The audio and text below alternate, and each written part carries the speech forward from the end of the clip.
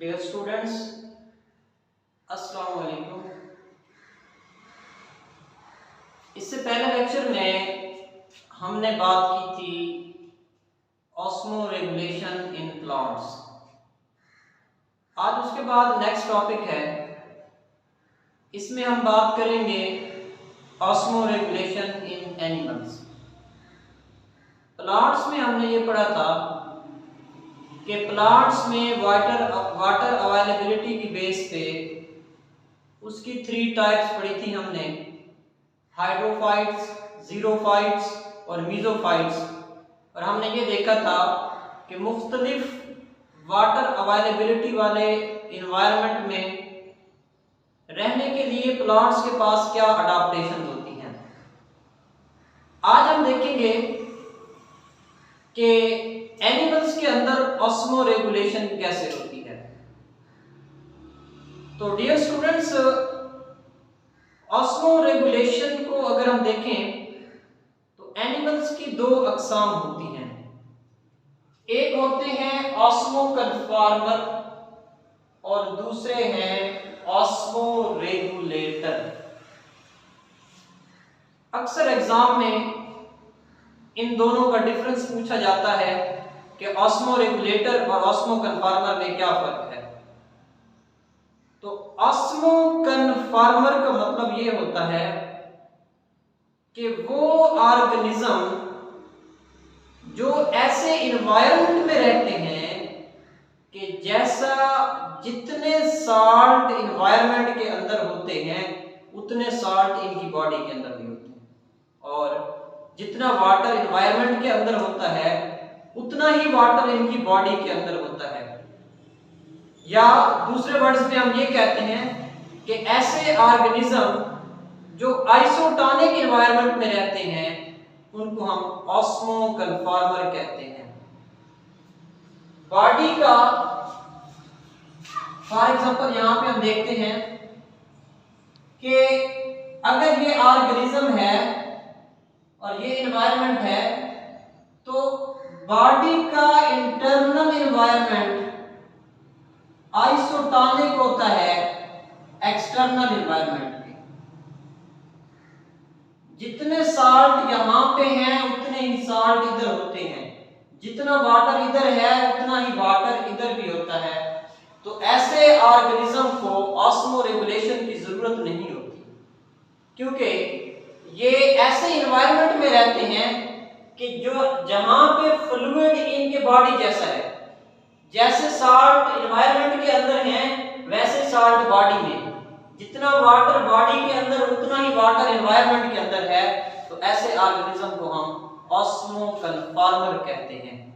इसकी डेफिनेशन है कि ये वो ऑर्गेनिज्म है जिनमें body fluid is isotonic to external environment. Body fluid external environment के आइसोटोनिक होता है।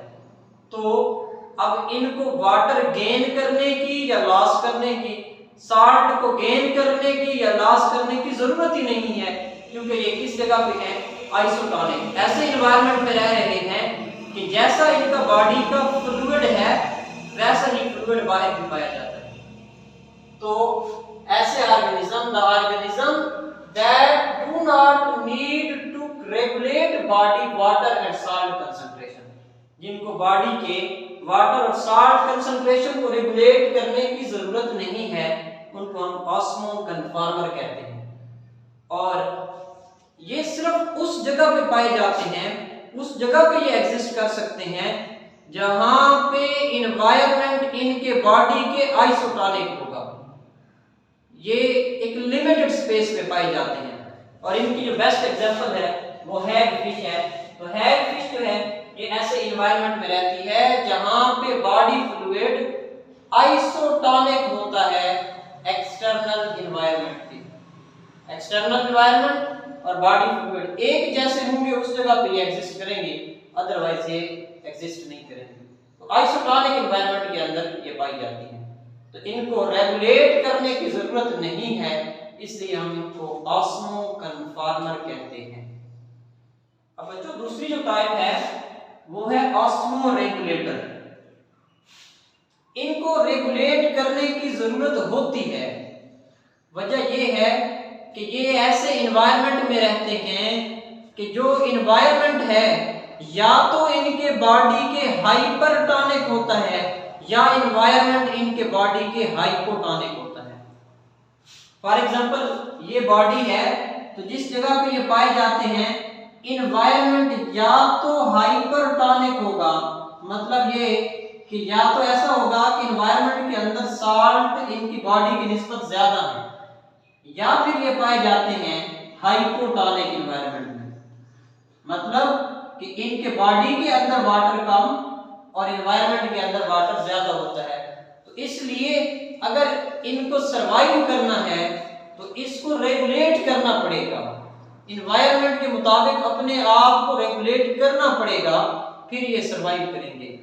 तो ऑर्गेनिज्म की 2 टाइप्स होती हैं, कुछ ऑस्मो रेगुलेटर होते हैं और कुछ ऑस्मो कन्फर्मर होते हैं। ऑस्मो रेगुलेटर वो हैं जिनको एडजस्ट करना पड़ेगा, क्योंकि ये ऐसी जगह पे रहते हैं, एनवायरनमेंट जो है या तो हाइपरटोनिक होता है या हाइपोटोनिक होता है। फॉर एग्जांपल अगर ये हाइपरटोनिक एनवायरनमेंट में रहते हैं तो हाइपरटोनिक एनवायरनमेंट में ये होगा कि एनवायरनमेंट के अंदर सॉल्ट्स हाई हैं और वाटर लेस है, सॉल्ट्स हाई वाटर लेस। तो अब यहाँ पे क्या होगा कि इनके बॉडी से वाटर निकलना शुरू हो जाएगा, इसलिए इनको अपने वाटर को कंजर्व करने के लिए अडॉप्टेशंस चाहिए, इनको रेगुलेशन करनी पड़ेगी। और अगर ये हाइपोटोनिक एनवायरनमेंट में पाए जाते हैं तो फिर क्या होगा कि वाटर इनकी बॉडी के अंदर एंटर होने की कोशिश करेगा, इसलिए उन्हें एक्स्ट्रा वाटर से अपने आप को बचाना होगा, रेगुलेशन करनी पड़ेगी। तो ऐसे ऑर्गेनिजम्स को हम कहते हैं ऑस्मो रेगुलेटर।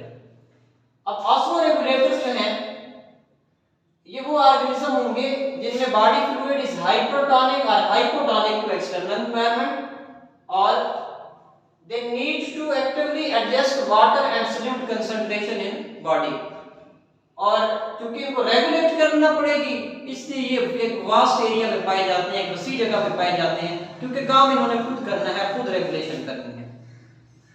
नेक्स्ट हम देखते हैं कि ऑस्मो रेगुलेशन कैसे होती है इक्वेटिक एनवायरनमेंट में और टेरेस्ट्रियल एनवायरनमेंट, क्योंकि दो ही एनवायरनमेंट होते हैं, एक इक्वेटिक है और दूसरा टेरेस्ट्रियल है। तो पहले हम देख लेते हैं कि एक्वेटिक एनवायरनमेंट में ऑस्मो रेगुलेशन कैसे होती है। तो एक्वेटिक एनवायरनमेंट भी दो तरह का होता है, एक फ्रेश वाटर होता है और एक मैरीन वाटर होता है। फ्रेश वाटर वो है जिसमें लेस सॉल्ट्स की कंसंट्रेशन कम होती है, और मैरीन वाटर वो होता है जिसमें हम कहते हैं कि हाई सॉल्ट कंसंट्रेशन। तो सबसे पहले हम बात करते हैं मैरीन वाटर की कि ये वो वाटर, अब अगर हम इसमें ऑर्गेनिज्म की बात करें ना तो एनवायरनमेंट के अंदर साल्ट्स की कंसंट्रेशन ज्यादा होगी, साल्ट्स हाई होंगे एनवायरनमेंट के अंदर। जब एनवायरनमेंट के अंदर साल्ट्स हाई हैं तो बॉडी के अंदर साल्ट्स लेस होंगे, और बॉडी के अंदर वाटर हाई होगा और एनवायरनमेंट के अंदर वाटर लेस होगा। अब यहां पे क्या प्रॉब्लम है कि वाटर इनकी बॉडी के अंदर हाई है, एनवायरनमेंट के अंदर कम है, तो वाटर बाहर जाना शुरू कर देता है और साल्ट्स इनकी बॉडी के अंदर आना शुरू हो जाते हैं।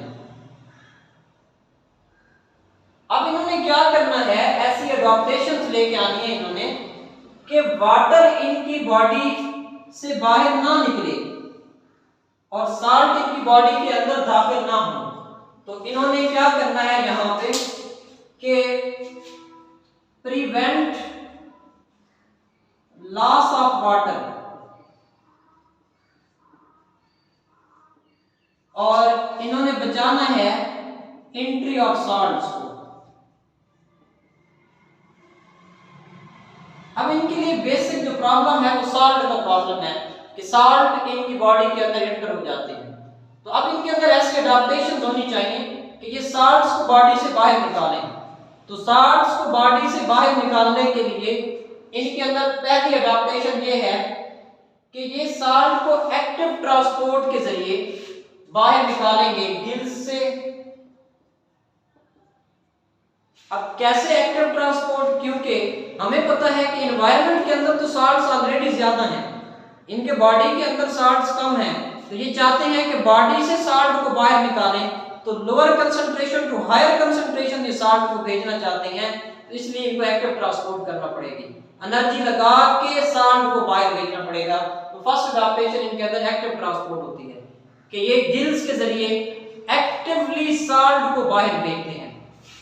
सेकंड अडॉप्टेशन ये है कि इनका जो यूरेन होगा, क्योंकि इन्होंने साल्ट को बाहर भेजना है, वाटर को बचाना है, तो ये यूरेन जो पैदा करेंगे कंसंट्रेटेड यूरेन पैदा करेंगे, क्योंकि इन्होंने साल्ट को बाहर भेजना है। अब साल्ट को बाहर भेजना है, ज्यादा मिकदार में रिलीज करना है, तो इसके लिए इनका जो यूरेन होगा वो कंसंट्रेटेड होगा। थर्ड अडॉप्टेशन ये है इनके अंदर कि इनमें स्पेसिफिक ग्लैंड्स पाए जाते हैं, साल्ट सेक्रीटिंग ग्लैंड्स, कि जो एक्स्ट्रा साल्ट इनकी बॉडी के अंदर एंटर हुए थे, ये उस एक्स्ट्रा साल्ट को बॉडी से बाहर निकालने के लिए साल्ट सेक्रीटिंग ग्लैंड्स का इस्तेमाल करते हैं। नेक्स्ट अडॉप्टेशन ये है इनके अंदर कि ये अपने बॉडी के अंदर यूरिया को अकमुलेट कर देते हैं, अपने बॉडी के अंदर यूरिया को इकट्ठा कर लेते हैं। जब बॉडी के अंदर यूरिया इकट्ठा हो जाएगा तो साल्ट इनकी बॉडी के अंदर एंटर नहीं हो सकेंगे, क्योंकि इनका जो बॉडी है वो इन्वायरमेंट के हिसाब से हाइपरटोनिक बन जाएगा, क्योंकि बॉडी के अंदर साल्ट से यूरिया इकट्ठे हो जाएंगे, तो फिर बॉडी इन्वायरमेंट के हिसाब से हाइपरटोनिक बन जाएगा, मजीद साल्ट एंटर नहीं हो सकेंगे। अब नेक्स्ट क्वेश्चन पैदा होता है कि जब इनकी बॉडी के अंदर यूरिया इकट्ठा हो जाता है तो यूरिया तो इनकी बॉडी के लिए नुकसानदेह है, ऑलरेडी हमने पढ़ा था कि यूरेनिया की कंडीशन पैदा करता है, या यूरिया का प्रोटीन के ऊपर डिस्टेबलाइजिंग इफेक्ट होता है। तो यूरिया के इफेक्ट को कम करने के लिए, यूरिया के हार्मफुल इफेक्ट को खत्म करने के लिए ये अपने बॉडी के अंदर एक और केमिकल इकट्ठा कर लेते हैं, TMO, tri methyl amine oxide, TMO abbreviated as trimethyl amine oxide।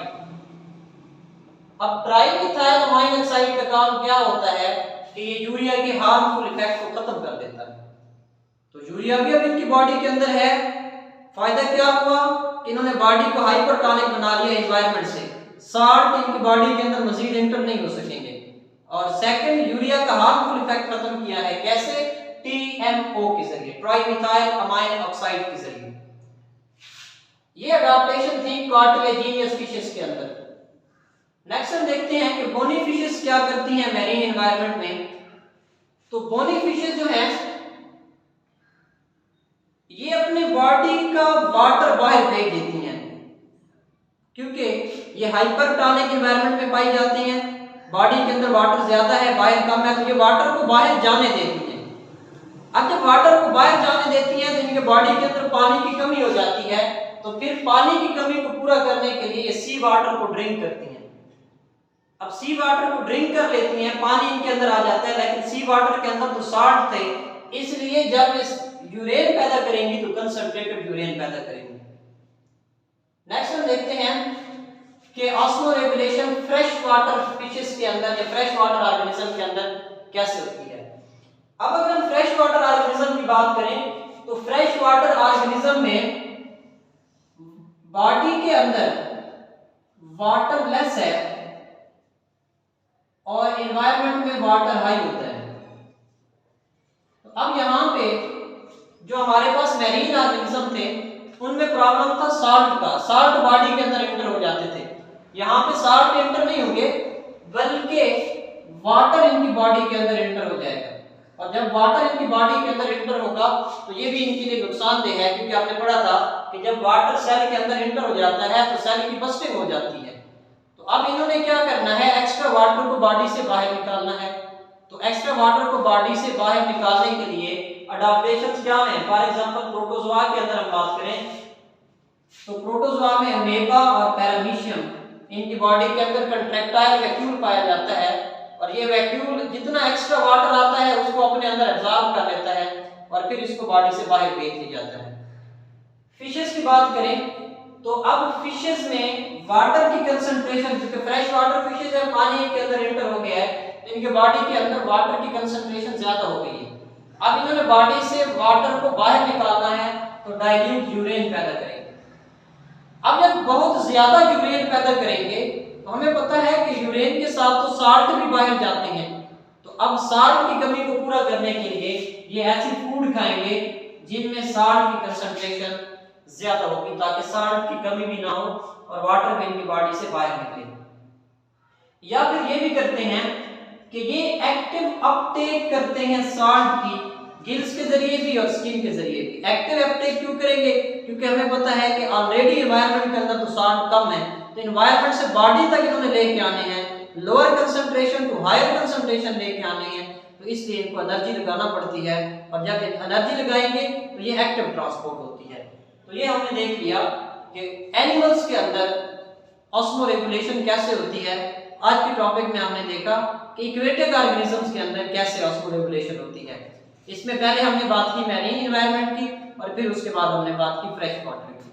Next lecture में हम इंशाल्लाह बात करेंगे कि टेरेस्ट्रियल एनवायरनमेंट के अंदर ऑस्मोरेगुलेशन कैसे होती है।